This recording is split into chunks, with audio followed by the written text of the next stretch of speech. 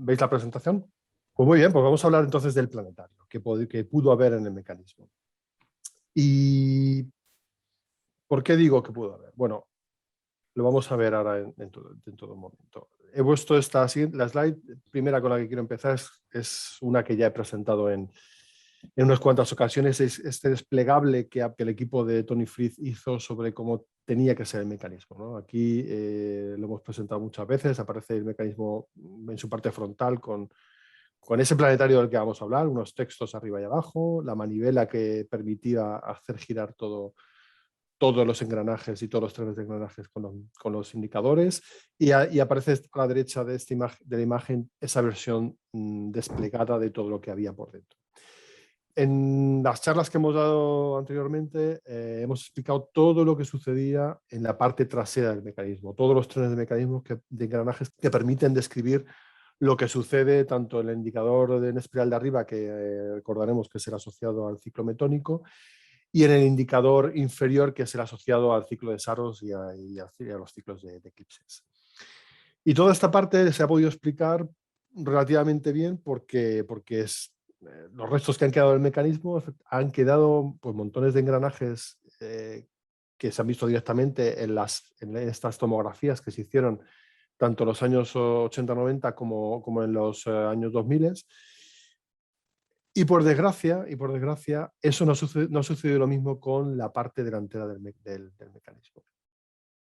Toda la parte delantera que hay, a partir de esta rueda grande de los 4 radios, ha quedado bastante deteriorada. De tal manera que hemos sido capaces o ha quedado para la posteridad una parte de la parte delantera, que era la que representaba el movimiento de la Luna, y algunos trozos de la parte delantera. Pero todo lo que habría sido es lo que se ve aquí, que es un mecanismo de planetario con diferentes indicadores, cada uno asociado a un planeta y al Sol. De eso no ha quedado nada. Y por tanto, todo lo que voy a contar hoy es conjetural. O sea, se ha conjeturado que existió, y ahora veremos por qué se cree que existió, y se ha conjeturado también cómo se pudo mecanizar para que hubiera una representación fidedigna del movimiento de los planetas. Entonces, la siguiente slide, un poco vuelvo a describir lo que acabo de decir. Efectivamente, no han quedado vestigios de esa parte. Quedó el indicador de la Luna y sabemos que tuvo que haber indicadores para el Sol y para los planetas. ¿Por qué sabemos esto? Bueno, lo sabemos por varias razones. La primera es porque ya hay una cierta indicación desde textos que nos han llegado de aquella época. En particular, en la época en la cual sabemos que el barco que llevaba el mecanismo y que naufragó cerca de la isla de Anticitera hizo su navegación, tuvo que ser una época en la cual los romanos ya dominaban la parte oriental del Mediterráneo. Por lo cual, referencias romanas de aquella época son, digamos, clave para entender lo que pudo contener el mecanismo. Y de hecho, Cicerón, que nació a finales del siglo II a.C. y vivió hasta mediados del siglo I a.C., hace referencia a planetarios móviles en varias de sus obras. De hecho, hay referencias, aquí tengo una imagen de una estatua de Cicerón, hay referencias concretas en 3 obras suyas a planetarios móviles. Había algo que permitía observar el movimiento de los planetas en algún tipo de dispositivo. En 2 de esas obras hace referencia a que Arquímedes pudo haber diseñado algo así y que era conocido a la gente de aquella época y en particular a Cicerón. Pero claro, esto es un poco, digamos, dudoso en el sentido de que entre la muerte de Arquímedes, que sucedió en el año 212 a.C., y la época de apogeo de Cicerón, pues hubo de pasar un siglo y medio más o menos. O sea que digamos que cualquier referencia que le hubiera llegado a Cicerón, pues bueno, habría sido, digamos, de segunda mano. Lo que no es tan de segunda mano, es de hecho de primera mano, es el hecho de que él conoció a alguien que posiblemente hubiera fabricado uno de estos dispositivos. Él hace específicamente referencia en una tercera obra a un planetario fabricado por un coetáneo suyo, al que conoció personalmente. De hecho, fue alumno suyo y fue amigo personal de Posidonio de Apamea. Posidonio fue una figura de aquella época famosísima. Fue un polímata, una persona que sabía de todo. Era filósofo, era matemático, era astrónomo, era sabía hacer y entendía de muchísimas cosas.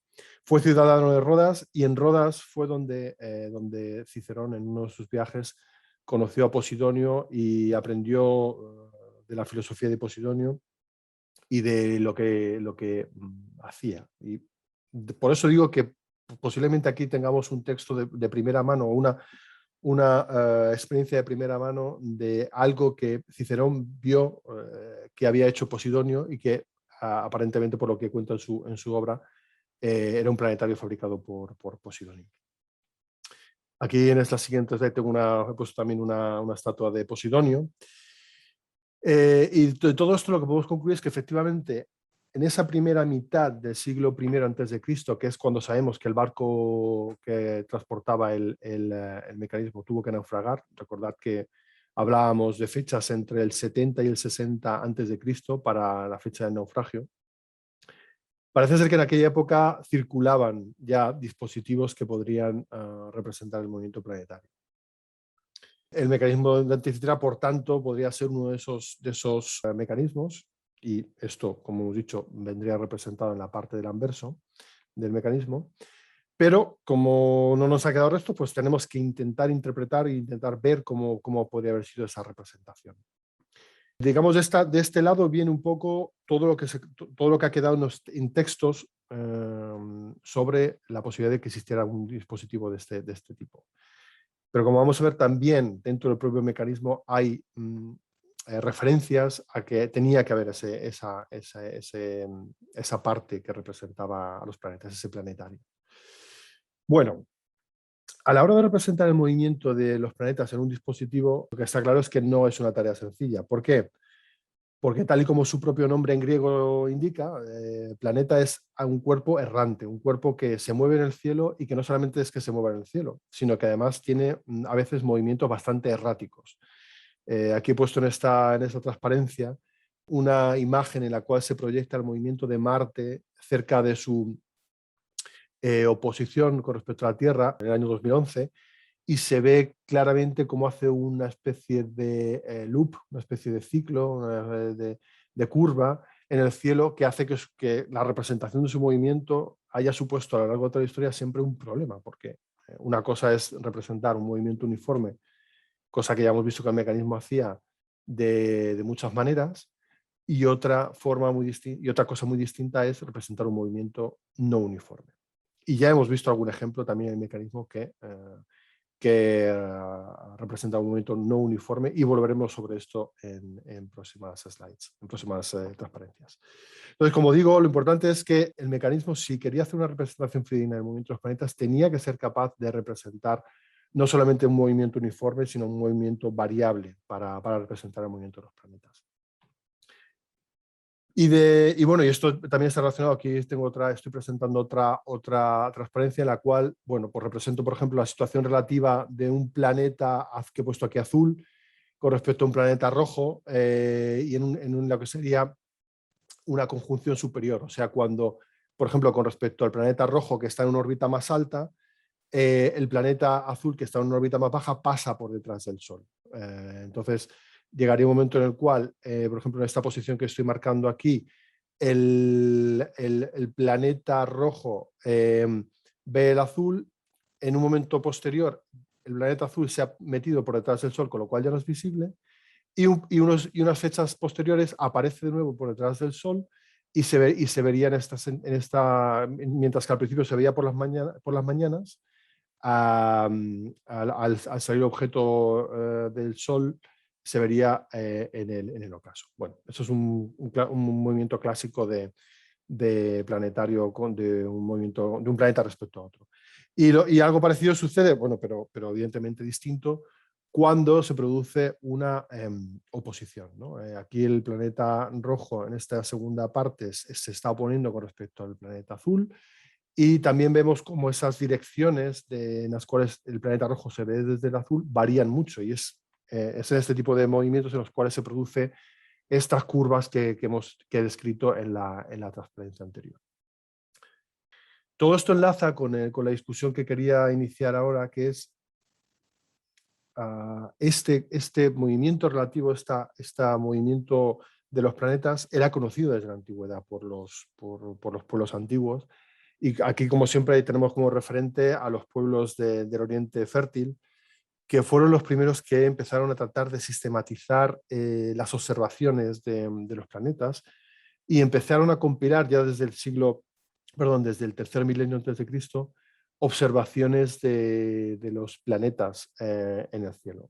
No eran observaciones que se pudieran referir con respecto a un sistema de referencia, porque en aquella época no estaba tan desarrollada la astronomía, pero sí daban, por ejemplo, posiciones respecto al Sol, cuando se veía por primera vez un determinado planeta, cuando salía de ese periodo en el cual ya no se veía porque estaba detrás del Sol, cuando se producía la oposición, cuando se volvía a perder de vista. Y ahí se conocen tablas de arcilla de los babilonios, de los asirios, en los cuales se describe claramente estos procesos que, como digo, se empezaron a notar en milenios anteriores, pero claramente hemos conseguido obtener tablillas de todo esto correspondientes al primer milenio antes de Cristo. Y especialmente con un nivel de detalle, con un nivel de anotaciones altísimo a partir del siglo VII antes de Cristo, en lo que se llamaban los diarios astronómicos de Babilonia.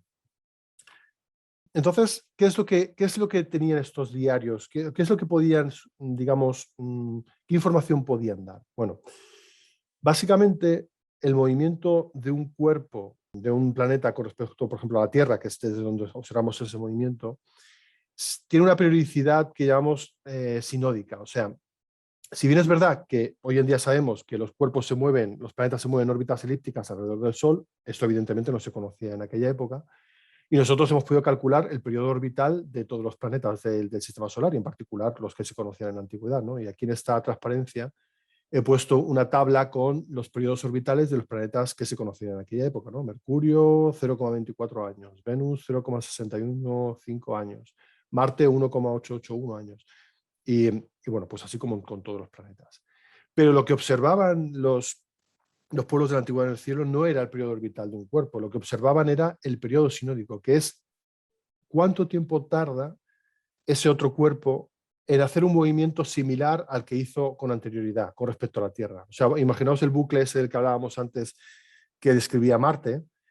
Ellos lo que eran capaces era de ver cada cuánto tiempo se producía ese bucle, o cada cuánto tiempo desaparecía por detrás del Sol y luego volvía a aparecer. Esos movimientos están todos dictados por el periodo sinódico. Y para cada uno de estos planetas, ese periodo sinódico se puede calcular de una manera muy sencilla, a partir del periodo orbital, pero ellos lo que veían y observaban era ese periodo sinódico. Y por ejemplo, para Mercurio es 0,317 años. Para Venus es 1,599 años. Para Marte es 2,135 años. Este de Marte os sonará porque es así, a su vez es el periodo que tenemos que esperar para poder enviar misiones a Marte. O sea, es el periodo que tiene que pasar para que la situación relativa entre la Tierra y Marte se vuelva a reproducir. Pero estos son los típicos 26 meses que sabemos que hay que esperar para que se vuelva a abrir una ventana que nos permita lanzar misiones a Marte. Y bueno, para Júpiter y para Saturno lo mismo. Y como digo, esto es lo que ya observaron desde la antigüedad los babilonios. De tal manera que, claro, dejadme que diga otra cosa antes de pasar a la siguiente columna de la tabla que estamos hablando. Claro, el problema que tienen estos números de periodo sinódico es que, como veis, tienen unos decimales muy raros, tienen unos decimales que no son bonitos, que no son redondos. ¿Qué es lo que sucede con ellos? Que si, por ejemplo, Marte tuvo ese loop, ese ciclo que hemos visto, esa curva, cuando pasaba por, yo qué sé, Sagitario, en una determinada ocasión, en la siguiente ocasión ya ese loop no lo vamos a observar en Sagitario, lo vamos a observar, yo que sé, en Libra. Y claro, eso, digamos, no permite hacer una recurrencia que sea, digamos, fácilmente extrapolable al futuro. Entonces, ¿qué hicieron los babilonios? Los babilonios se dieron cuenta de que si esperaban tiempo suficiente, estos números decimales, al multiplicarse por factores, podían llegar a tener una cierta recurrencia de números enteros. Y eso es importantísimo porque permite establecer una regla mucho más amplia que la que establece el periodo sinódico por sí mismo. El periodo sinódico está muy bien, te permite describir el movimiento repetidamente, pero no con respecto, por ejemplo, al fondo estelar, que es lo que permitía en la antigüedad pues, situar las cosas de una manera más absoluta. Entonces, ellos se dieron cuenta, por ejemplo, hay un caso muy claro, ¿no? Venus, que es un caso muy sencillo. Y acabo de poner en la transparencia una columna adicional a la tabla que estábamos viendo. Si uno espera 5 ciclos sinódicos, o sea, multiplica 1,6 años, porque eso es 1,6 por 5, obtiene un número entero de años terrestres. ¿Y eso qué significa? Que si esperamos esos 5 ciclos sinódicos, que son 8 años terrestres, si un evento de Venus ha ocurrido cuando se encontraba, por ejemplo, en Géminis, pues va a volver a presentarse ese fenómeno en Géminis, porque han pasado un número entero de años terrestres. Entonces eso es muy importante porque permite establecer una recurrencia ya también en el plano del cielo. Y fueron capaces de determinar, aquí lo ya quiero llamar, permíteme que lo llame, esto es cosecha mía, periodo supersinódico. En inglés lo llaman el Gold Year. Esto es como lo han venido a llamar la gente que está trabajando con las tablillas babilónicas y ha estado viendo estos periodos de tiempo más largos en los cuales se permitía que la configuración de lo que le pasaba a un planeta con respecto a la Tierra se repitiera también en una parte concreta del cielo. Entonces vemos que para Mercurio cada 46 años se repite su posición relativa con respecto a la Tierra, en Venus son 8 años, en Marte son 47, en Júpiter son 83 y en Saturno son 59. Y fueron capaces de ver esta supersinodicidad, ¿no? que es muy llamativa, ¿no? Y daros cuenta, o sea, imaginaos que yo si yo fuera un sacerdote babilónico y estuviera observando el cielo, yo me podría preguntar, ¿dónde va a estar Marte el próximo mes? Entonces, ¿cómo haría yo eso? ¿Sí? Pues cogería mis tablas y iría exactamente a 8 años antes de la fecha que quiero determinar y vería dónde estaba Marte hace 8. O sea, perdón, estamos hablando de Venus, perdón, Venus. ¿Dónde estaba Venus hace 8 años? Porque sabría exactamente entonces, o con bastante precisión, dónde va a estar Venus en ese momento.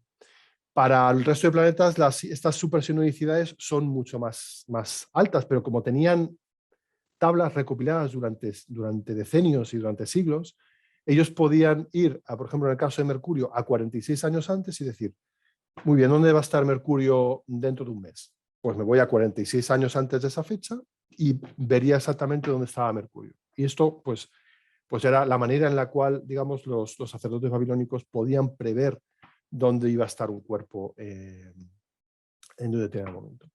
Pero claro, estas relaciones tienen ciertos errores. Y cuando uno quiere reducir esos errores aún más, lo que tiene que recurrir es a unas periodicidades todavía mayores para reducir esos errores. Y de hecho los babilonios tenían esas relaciones, o sea, fueron capaces todavía de llegar a relaciones mucho más precisas. Esto está escrito en unos textos que se llaman los textos astronómicos cuneiformes que se encontraron en Babilonia. Y en ellos encontraron relaciones todavía de una relación más alta que permitía tener una precisión todavía mayor y a más largo plazo, ¿no? Por ejemplo, en el caso de Venus ya no hablamos de esperar 8 años para ver lo que pasa, sino 1151 años. Entonces, si tenían tablas con tanta antigüedad, podían ser capaces de, con una precisión todavía mayor, ver dónde tenía que estar Venus. En el caso de Mercurio, 217 años, en 684 periodos sinódicos. En el caso de Marte, 284 años, que es equivalente a 133 periodos sinódicos. Y así con todos los planetas. ¿Por qué os estoy hablando tanto de lo que hacían los babilonios? Porque estamos casi seguros de que todo esto en época helenística este conocimiento fluyó al mundo griego. Y los griegos se aprovecharon de estas circunstancias para, de nuevo, hacer uso de esta información y implementarla en el mecanismo de Anticitera, por ejemplo. Ya sé que es un poquito complicado explicar, espero que más o menos me esté consiguiendo explicar. Esto, como digo, es muy importante porque luego viene utilizado en el mecanismo. Volvamos al mecanismo. ¿Por qué sabemos que esto estaba? ¿Por qué sabemos que había un sistema planetario y que estas relaciones estaban implementadas en el mecanismo? Bueno, aquí tengo otra transparencia en la cual he extraído de una publicación reciente de Tony Frizzi, del equipo, equipo de investigación del mecanismo anticitera, en el cual viene representado el mecanismo tal y como lo conocemos, pero hay dos elementos de los que no he hablado hasta el momento. Son dos placas, dos portadas que tenía, dos especies de cubiertas que tenía el mecanismo, una cubierta delantera y una cubierta trasera. Y ambas estaban repletas de textos escritos en griego de aquella época, en las cuales se ha conseguido descifrar.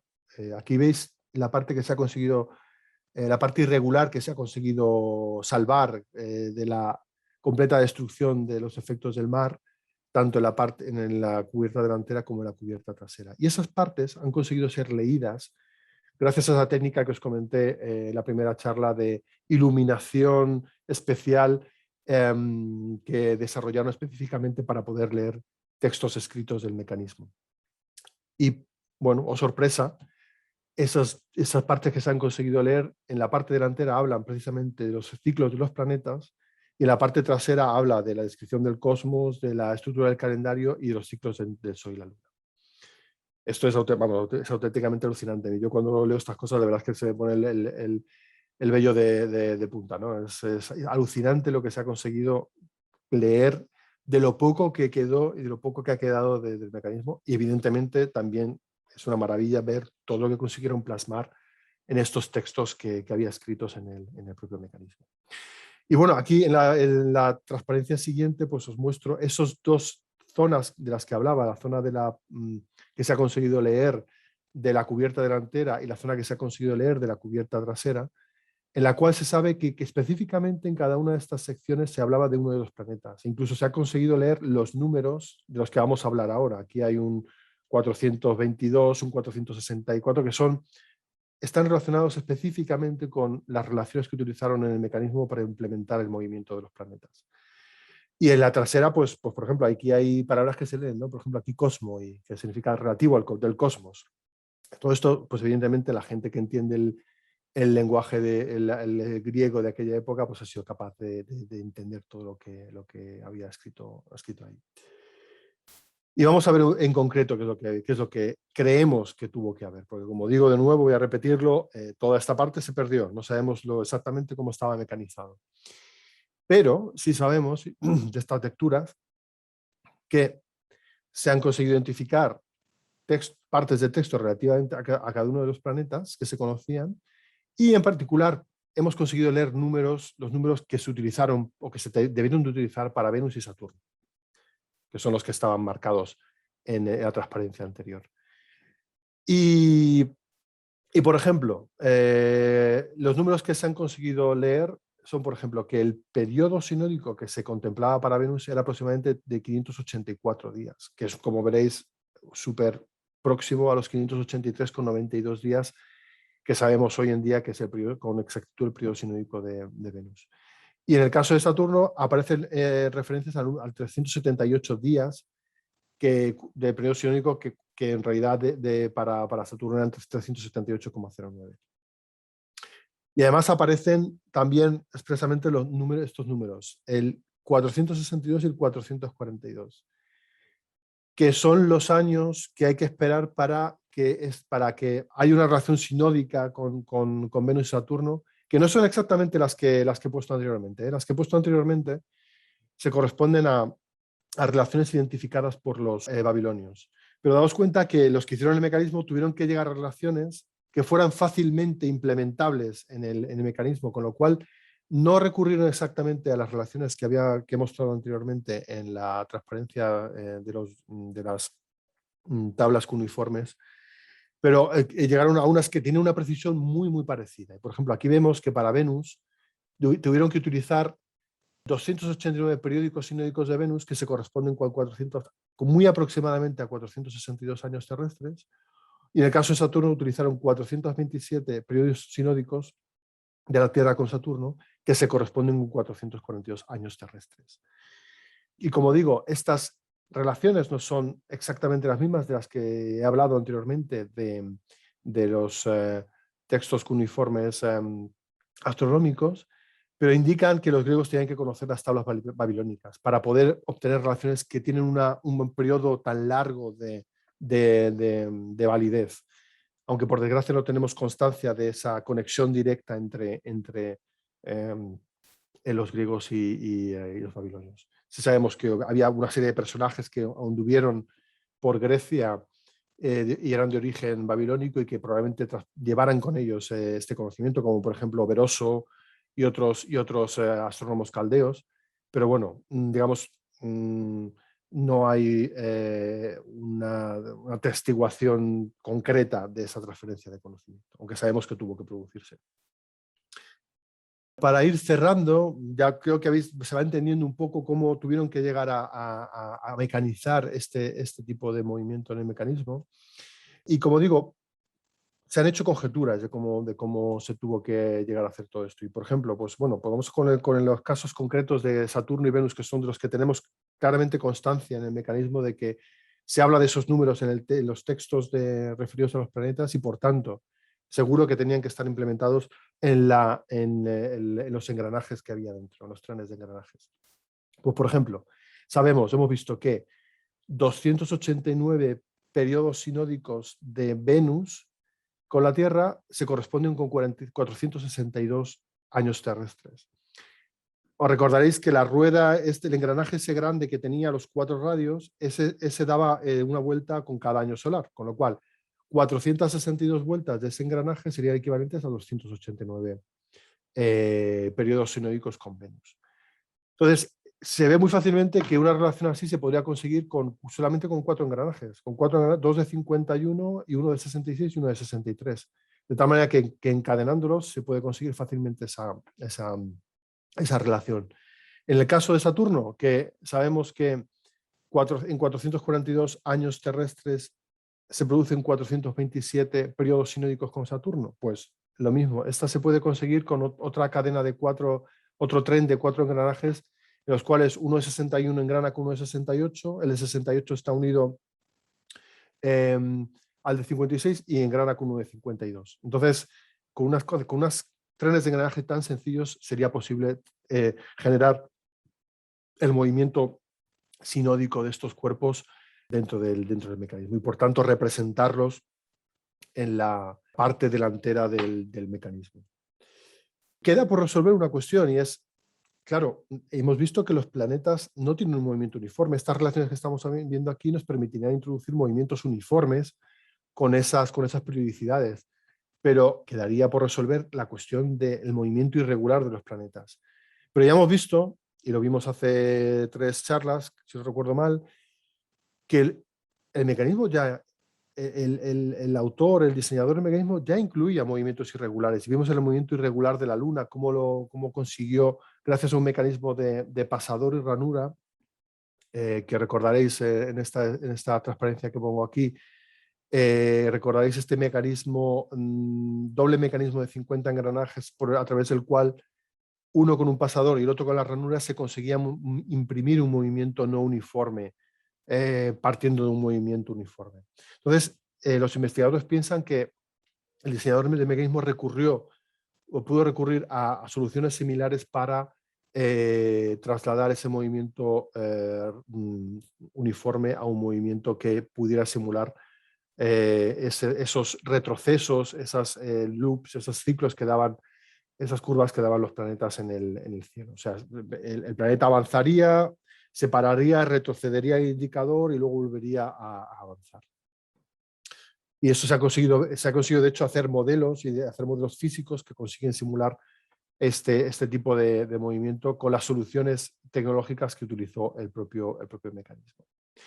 Así que bueno, pues en resumen, he contado muchas cosas, sé que han sido muchas cosas y un poco complejas de explicar, pero en resumen lo que se demuestra, lo que se consiguió demostrar con todos los trabajos que se han hecho a nivel de investigación y las pruebas que existen en el propio mecanismo y en los textos de aquella época, que lo más plausible es que el mecanismo contara con un planetario como el que os estoy mostrando aquí en esta última transparencia, y que esa cara delantera de la cual han quedado vestigios de la parte lunar, que es la que estoy indicando aquí central, en la cual claramente tenemos esta parte central, tenemos el indicador de la Luna, incluso con la esferita, que se perdió la esferita, pero sabía que había una esferita aquí de la Luna con la fase de la Luna.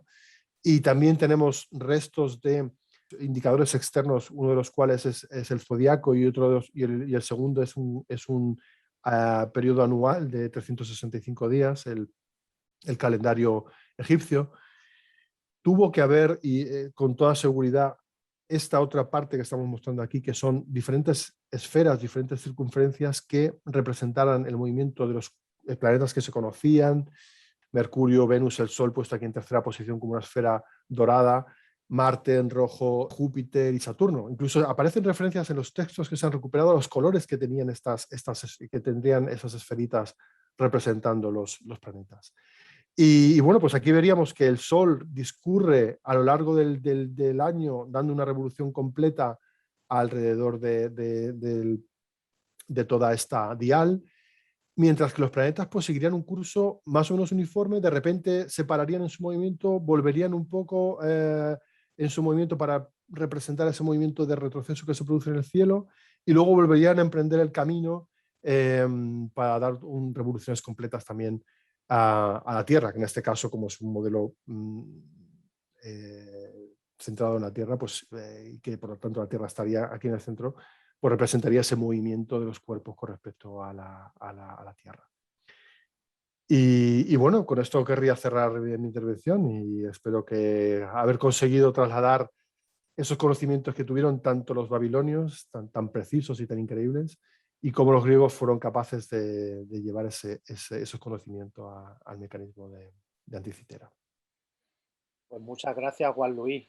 Como siempre nos dejas, vamos, con un regusto al conocimiento y a estas cosas increíbles que te has remontado a años bastante más atrás, los babilonios, cómo lo hacían, y también es espectacular, ¿no? O sea, cómo llegan a esas conclusiones, aunque después los griegos llegaran con esa información a construir incluso un cacharro, vamos. Es alucinante, vamos.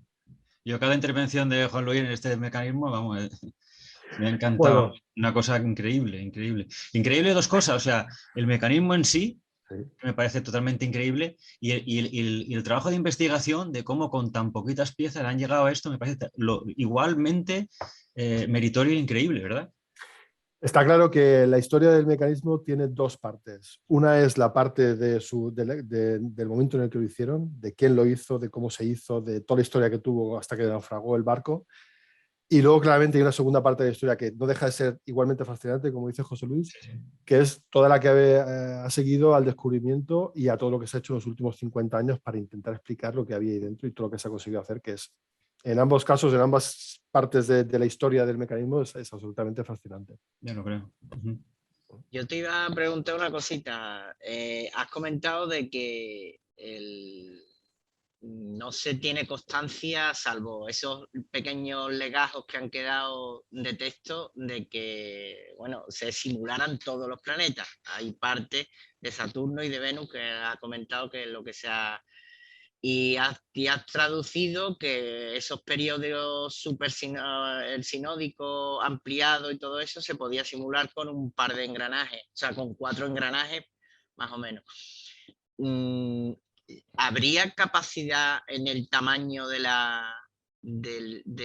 mecanismo para que he hecho unas cuentecitas? Si son 5 planetas, Mercurio, Venus, Marte, Júpiter y Saturno, a un mínimo de 3 o 4 trenes de dientes, de engranajes por planeta para simularlo, ¿quedaría espacio para que hubiera todo 20 y tantos engranajes más que se hayan perdido? Sí, daos cuenta, si me dejáis que vuelvo a presentar la pantalla, voy a ir un poco para atrás, voy a ir a la primera transparencia, que es la de la que se presentaba ese despliegue de... Sí, sí. Daos cuenta de todo lo que hay aquí para conseguir representar el movimiento trasero, o sea, todos los engranajes que hay que si no recuerdo más son casi 40 engranajes para conseguir hacer todo lo que viene representado en los indicadores traseros. Yo creo que había espacio suficiente y se han hecho modelos tridimensionales. De hecho, bueno, hay un grupo específico de investigadores griegos que está haciendo reproducciones del mecanismo, las está vendiendo por por un nada desdeñable precio de unos 15.000 euros. Y, Iba a decir, mándanos uno, pero ya, claro, es no. que tiene algún impedimento. Digo, tan fácil no va a ser. Derrama. es una derrama importante. Importante. Pero sí, o sea, se consigue hacer, o sea, hay espacio para hacer. Que hay espacio. Es Hay que espacio. son muchos más, que son 20 y tantos engranajes más. Si el tipo de los Lego lo hizo, ¿verdad? Sí, no hizo todo, pero Pero lo hizo solamente, creo, la parte trasera, ¿no? la parte trasera. Sí, Eso y es. la representación de la luna y el sol. Sí, Pero la Lito, parte planetaria entera no lo hizo. Lito, que Dime. estamos pensando que el tamaño del aparato es el que estamos viendo o que ha representado, que tiene un determinado grosor. Igual era más grande, porque se han perdido. Tú dijiste, Ya, claro. dijiste, Juan Luis, que era como una caja de zapatos, podía ser Una más caja, o menos. sí, una caja de Tener el zapatos. grosor de una caja de zapatos. Claro, podía ser más grueso, pero lo que pasa es que como toda esa parte se ha perdido, más que la tapa de la caja de zapatos por ese lado. Claro. Pero vamos, sí, que se han conseguido hacer reconstrucciones en las cuales cabe todo y bueno, pues de una manera suficientemente compacta. Alucinante. De todas formas, algo más que Lego tenían que jugar, porque para meter todo eso ahí, aunque haya sitio, hay mecanizar todo eso sí, en bronce, supongo en bronce sería, ¿verdad? La mayor parte de la parte metálica en bronce, ¿verdad? Bronce, sí. Daos cuenta de que para representar todo el planetario delante que tiene la Luna, el Sol y los 5 planetas, son 7 ejes independientes que tienen que estar uno dentro del otro. Son 7 ejes coaxiales, o sea, y se piensa que tenían la tecnología, o sea, que lo hicieron, lo tuvieron que hacer. 7 ejes coaxiales, uno dentro de otro. Con sistemas, como has comentado, de ranura, spin y slot, ¿no? Algunos, sí. Porque si no, claro, los movimientos retrógrados no venían bien. Sí. Y no solamente eso, sino que al final, ya, y esto no lo he contado, pero ya me parece demasiada información, pero recordáis que en una charla hablé de que había otro segundo mecanismo diferencial del que no hemos hablado. Ese mecanismo diferencial solo lo voy a mencionar porque no quiero entrar a explicaros un poco complejo, pero restaba el movimiento de la Luna al del Sol para conseguir hacer la fase de la Luna. O sea, esta parte de... Dejadme que lo vuelva a compartir. Esta parte que veis aquí, que este cilindro, este tambor que hay aquí, del cual sale el vástago, que eso es la Luna, ¿verdad? Eso era la Luna, y efectivamente, y tenía aquí una representación con media cara blanca y media esfera blanca, media esfera negra para representar las fases de la Luna. Aquí dentro había un mecanismo diferencial que permitía restar el movimiento de la Luna al del Sol para que la fase de la Luna tuviera sentido. Y bueno, esto se ha preservado, que es lo más increíble. Esta parte sí se ha preservado y la hemos conseguido desentrañar. Así que, bueno, pues o sea, no solamente hay 7 ejes uno dentro de otro que consiguen llevar el movimiento a cada uno de estos indicadores, sino que además hay otra parte del mecanismo aquí que hace esa sustracción de movimiento para que la fase de la Luna sea... Y le va dando la vuelta a la Luna, le va dando... Exactamente. A esa bolita. Según va rotando... según va rotando el indicador de la Luna en su movimiento, a la vez ese vástago gira sobre sí mismo para que la bolita gire. Sí, vamos. Alucinante, vamos. Alucinante, vamos. Sí. Bueno, pues lo dicho, Juan Luis, un placer tenerte con nosotros.